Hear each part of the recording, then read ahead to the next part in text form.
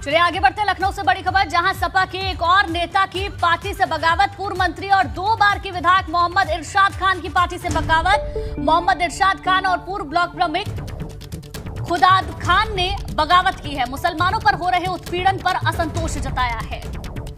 तो बड़ी खबर, समाजवादी पार्टी में बगावत के जो सुर हैं वो बढ़ते चले जा रहे हैं। फिर चाहे वो शिवपाल यादव हो, आजम खान परिवार खुलकर नहीं बोल रहा, लेकिन समर्थकों के इस्तीफों का दौर जारी है।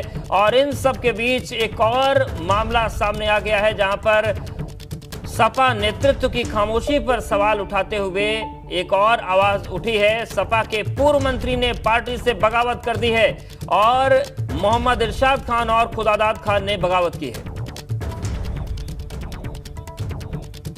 और विवेक हमारे साथ जुड़ गए हैं। विवेक, जिस तरीके से लगातार एक के बाद एक बगावती सुर उठ रहे हैं, ये क्या कहानी अपने आप को दोहरा रही है? क्या 2017 चुनाव से पहले परिवार आपस में भिड़ा और 2022 के चुनाव के बाद संगठन आपस में भिड़ रहा है?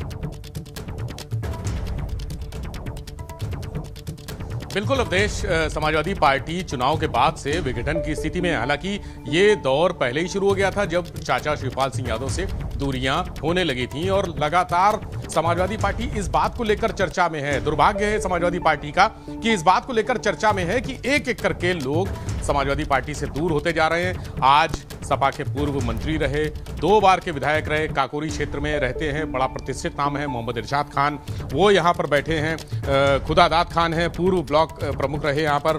दोनों ने समाजवादी पार्टी से अपना जो अनबन है, जो उत्पीड़न हो रहा है मुसलमानों का, दोनों का कहना है कि मुसलमानों का उत्पीड़न हो रहा है। समाजवादी पार्टी का नेतृत्व खामोश है। ये खामोशी किसी न किसी तरीके से इन लोगों को बहुत चुभ रही है। हम बात करेंगे, मोहम्मद इरशाद खान साहब है, बहुत स्वागत आपका एबीपी गंगा में सर। जी, तो क्या है, आप क्या अगला स्टेप होगा आपका?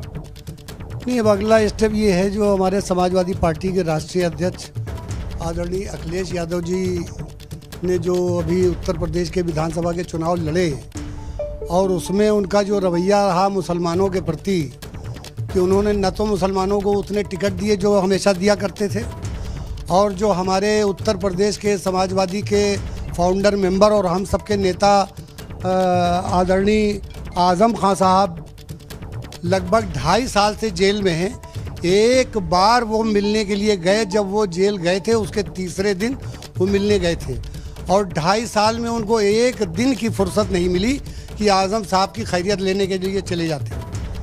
उनके पिताजी आदरणीय मुलायम सिंह यादव जी अपने बेटे को करहल में चुनाव लड़ाने के लिए तो जाते हैं भाषण करने के लिए कि अखिलेश को विधायक बनाइए, लेकिन उनको एक दिन फुर्सत नहीं मिली कि वो माननीय आजम खान साहब से मिलने जेल तक चले जाते।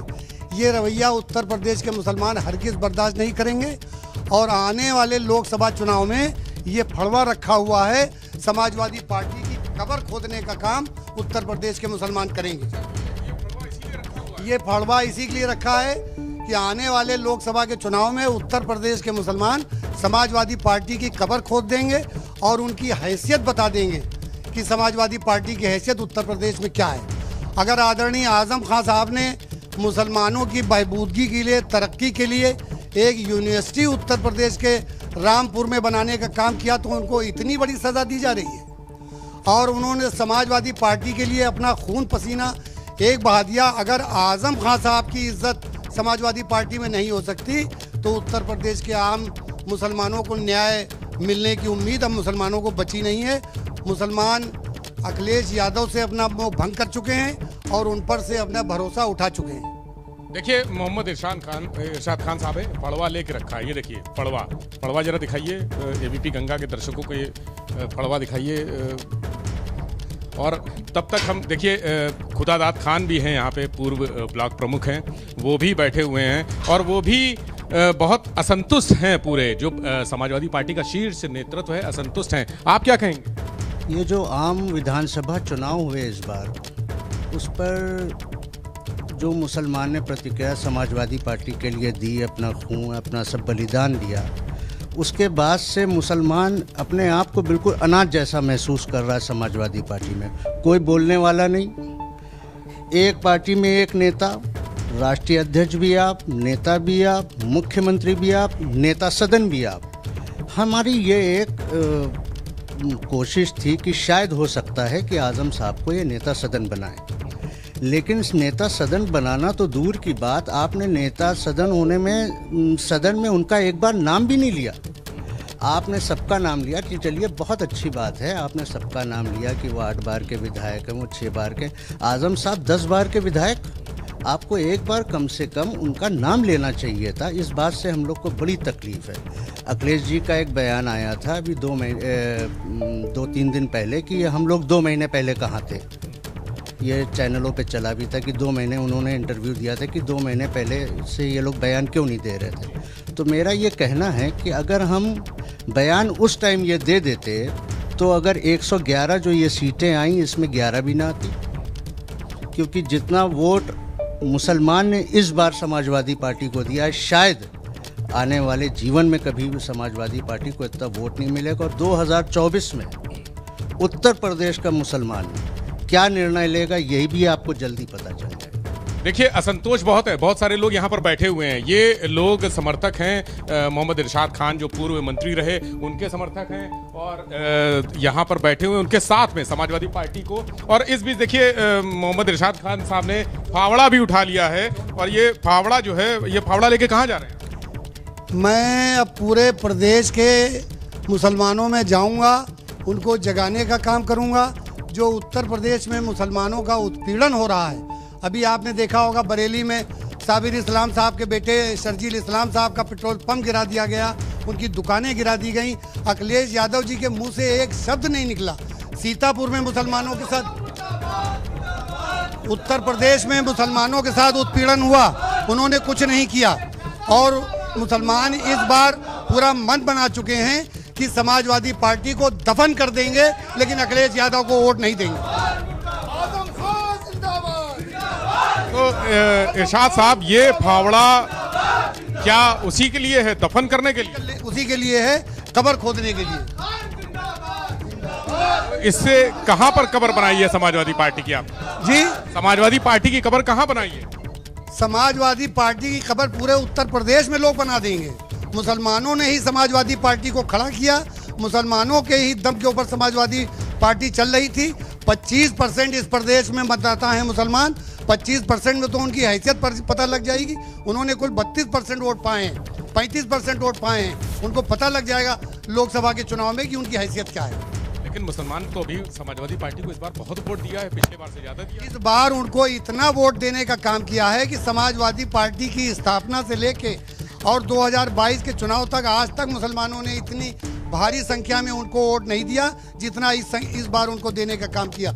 लेकिन बदले में वो अपने आप को ठगा हुआ महसूस कर रहे हैं कि हमारे नेता को एक धरना प्रदर्शन उन्होंने नहीं किया, उनसे मिलने तलक नहीं गए, चुनाव के बाद भी मिलने नहीं गए, चुनाव से पहले भी नहीं मिले।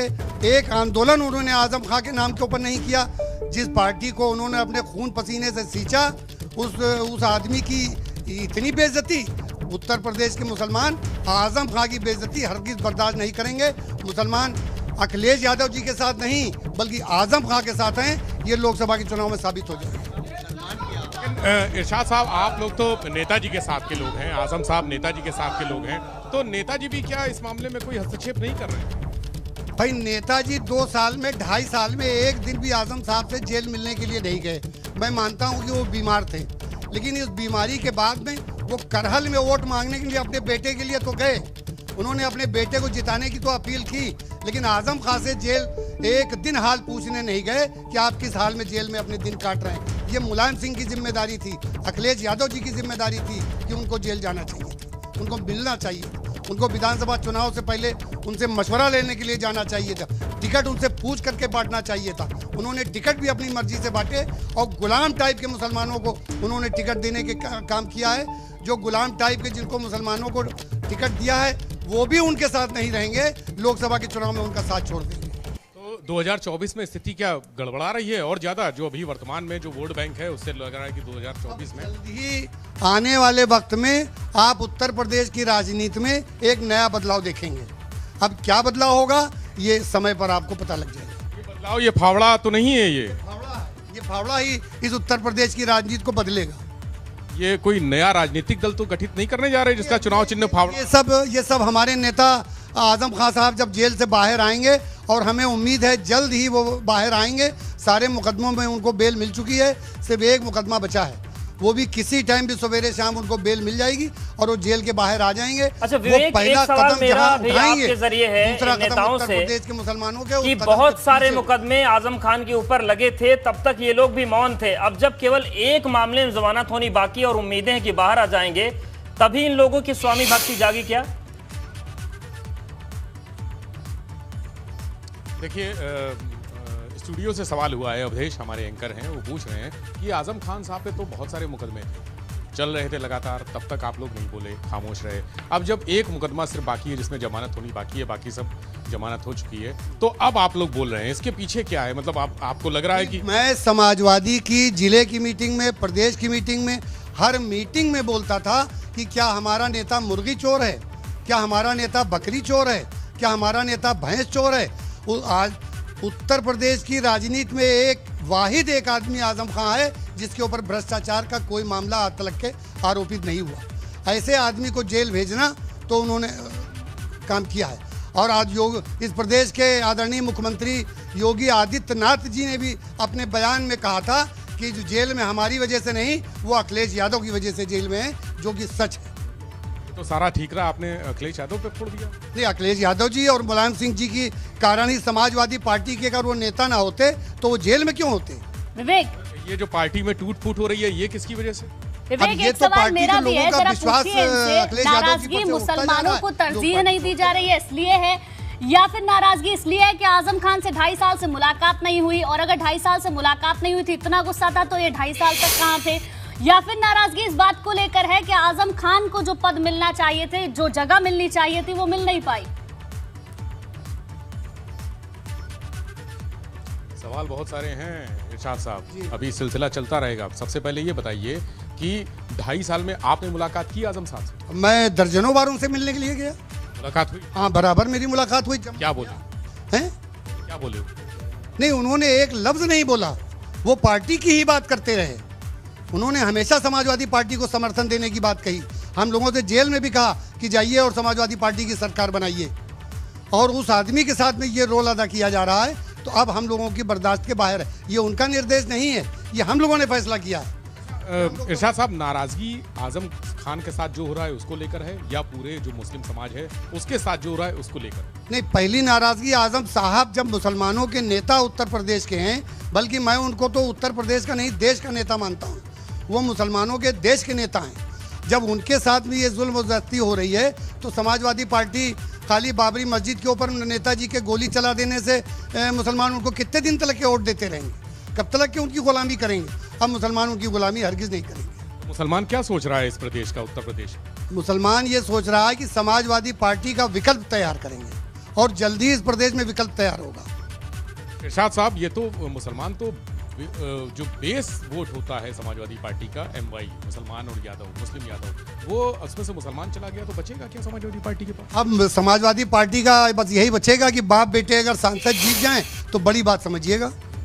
सांसद से तो पहले ही इस्तीफा दे के आए हैं, क्योंकि उनको तो दिल्ली में सब कुछ खोया लग रहा था, उनको उत्तर प्रदेश बचाना है अब, और उत्तर प्रदेश में आप लोगों ने सब जोड़ तोड़ करके, हटा के, विरोध करके। मैनपुरी से जो नेताजी जीत के आते थे, अब उनको भी लोकसभा जीत के आने में पता लग जाएगा कि कैसे जीत के आते थे। ये आपको लगता है कि लोकसभा लड़ेंगे इसके बाद? अगर वो लड़ना चाहेंगे, पार्टी उनको लड़ाना चाहेगी, तो उनको पता लग जाएगा। दिल्ली में तो जमीन थी नहीं, लेकिन यूपी में और लखनऊ में जमीन खिसक रही है। नहीं, यूपी में तो जमीन उनकी खिसक चुकी है, उनको अंदाजा नहीं है। खिसक चुकी है कि ये खुद चुकी है? ये फावड़ा समझिए खुद रही है, समझिए खुदना शुरू हो गई है। ये भी मतलब ये फावड़ा तो बड़ा, मुझे लग रहा है कि आप लोग एकदम बगावत वाले उसमें हैं, और बड़ी भीड़ लेके रखी है। जरा दिखाइए, ये भीड़ जो है, ये समर्थकों का यहाँ पे एक छोटे से कमरे में इकट्ठे हैं, और लगातार अखिलेश यादव, आजम खान जिंदाबाद, अखिलेश यादव मुर्दाबाद के नारे लगा रहे हैं। और ये देखिए, फावड़ा तो इरशाद साहब तो फावड़ा लेके एकदम तैयार खड़े हुए हैं कि फावड़े से बस खोद ही देना है, समाजवादी पार्टी का पूरा जो आधार है, जो बनाया है, वो सब खोद देना है। क्या कहेंगे? अब हम लोग नया जन संघर्ष शुरू करेंगे उत्तर प्रदेश में। आदरणीय आजम खान से का जेल से आने का इंतज़ार है। जैसे ही वो आएंगे, मैंने बताया कि वो पहला कदम जेल के बाहर जैसे ही रखेंगे, पूरे उत्तर प्रदेश के मुसलमान उनके पीछे दूसरा कदम रख देंगे। तब पता लग जाएगा कि उत्तर प्रदेश का मुसलमान किसके साथ है। उत्तर प्रदेश का मुसलमान अखिलेश यादव जी के साथ नहीं, आजम खान साहब के साथ। अच्छा, चाचा भी छोड़ के चले गए और बहू भी छोड़ के चली। चाचा तो मैं कहूँगा बेचारे हैं, उन्होंने जितना अपमान प्रसपा पार्टी बनाकर झेला, और झेलने के बाद भी अखिलेश यादव जी के साथ वो गए तो उनको खाली एक टिकट दिया, उनके बेटे को भी टिकट नहीं दिया, जो उनके समर्थक थे उनको भी टिकट नहीं दिया। अब देखिए वो क्या निर्णय करते हैं। समाजवादी पार्टी में तो चर्चा है कि चाचा खून के आंसू रो रहे हैं। हाँ बिल्कुल सही है, रोना भी चाहिए। उनके साथ में जो अपमान उनका किया गया है, इतना अपमान उत्तर प्रदेश में सहने वाले वो पहले व्यक्ति हैं मेरी समझ से। आप तो बहुत पुराने समाजवादी हैं, मुलायम सिंह यादव की भी फोटो लगी है, आजम खान साहब की भी फोटो लगी है, इतने पुराने लोगों के साथ में है, तो वजह क्या रही चाचा भतीजे की लड़ाई की? आपको क्या मूल वजह समझ में आती? नहीं, पारिवारिक लड़ाई है, चूँकि चाचा संगठनात्मक क्षमता के माहिर हैं। अखिलेश यादव जी ये नहीं चाहते हैं कि कोई माहिर व्यक्ति आए और हमारे रास्ते में रोड़े अटकाए, तो वो उन रोड़ों को अलग हटा रहे हैं। अखिलेश यादव यानी सब अपने कब्जे में करना चाहते हैं। बस बस बस बस सीधी बात है, वो पूरी पार्टी को अपने कब्जे में किए हुए हैं। उन्होंने पूरे उत्तर प्रदेश के चुनाव में एक टिकट के लिए किसी से मशवरा नहीं किया। उन्होंने कम से कम 250 टिकट ऐसे लोगों के बांटे जिनको विधानसभा में लोग जानते तलक नहीं थे। गुलाम टाइप के लोग, जो उनकी गुलामी करने वाले लोग थे, उनको उन्होंने टिकट दिया। अगर उन्होंने अच्छे उम्मीदवारों को टिकट दिए होते और आजम खान साहब से मशवरे करके टिकट दिए होते तो निश्चित तौर पर समाजवादी पार्टी की सरकार उत्तर प्रदेश में आज होती। लेकिन इसके जिम्मेदार सरकार अगर नहीं बनी है और वो 100 सीटों के ऊपर रह गए हैं, तो इसका जिम्मेदार उत्तर प्रदेश में आजम खान नहीं बल्कि अखिलेश यादव जी। अखिलेश यादव की फोटो तो आपने लगा रखी है। अब अखिलेश यादव जी हमारे नेता थे तो उनकी फोटो लगा रखी थी। मतलब अभी तो हैं, अभी तो पार्टी छोड़ी नहीं से खत्म, और ना पार्टी से निकाले गए। नहीं, पार्टी से तो शाम तलक के निकाल दिए जाएंगे। शाम तलक के निष्कासन 6 साल के लिए क्या हमको लगता है कि वो हमको आजन्म निकाल दें? हम पार्टी से अपने को निकले ही मान रहे हैं। फिर इस फोटो का क्या हो? इस फोटो का क्या? फोटो उतर जाएगा अभी घंटा भर में। घंटा भर में? अरे अभी उतर जाएगा। आपके सामने इरशाद साहब हैं, वो कह रहे हैं कि फोटो उतर जाएगा। और यहाँ पर जो फोटो देखिए, शायद ये उतार भी रहे। अरे अरे अरे इरशाद साहब देखिए, संभाल के देखिए, अखिलेश जी की फोटो के चक्कर में गिर ना जाइएगा आप, है ना। देखिए भाई, फावड़ा भी रखा हुआ है और अखिलेश यादव की फोटो भी उतार दी है, लेकिन नेताजी और आजम खान साहब की फोटो लगी हुई है। तो अब यानी तय हो गया है कि मोहम्मद इरशाद खान अब, और इनके जो सैकड़ों हजारों समर्थक हैं काकोरी में, वो अब यहाँ पर समाजवादी पार्टी से उनका रिश्ता खत्म हो गया। कितना पुराना रिश्ता था इरशाद साहब, कितना पुराना रिश्ता था आपका समाजवादी पार्टी से?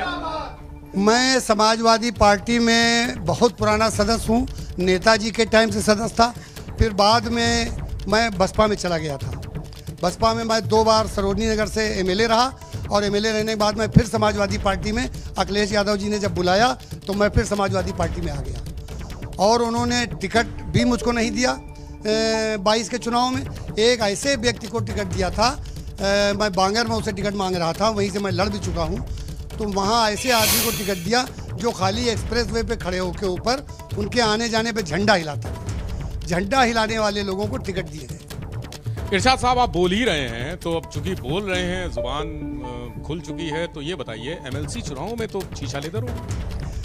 अब ये तो अभी शुरुआत है, ये तो आप शुरुआत है कि 36 सीटों में एक भी सीट जीते नहीं हैं। अगर मैं सच बताऊं आपसे, उनके आधे से ज़्यादा उम्मीदवार भारतीय जनता पार्टी से मिल के चुनाव लड़ रहे थे। ये तो आप बड़ा गंभीर आरोप लगा रहे हैं इरशाद साहब। सच्चा आरोप है, गंभीर आरोप नहीं है, ये सच्चा आरोप है। कौन कौन ऐसे आधे से ज्यादा कौन से ऐसे थे जो? जैसे उनके उदयवीर सिंह, वहाँ उनसे पर्चा छीन लिया गया। कतई पर्चा नहीं छीना गया। अरे वो तो टीवी पे देखा सबने, पर्चा छीना गया।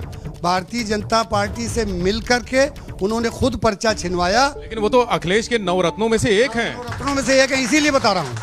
उन्होंने खुद पर्चा छिनवाया।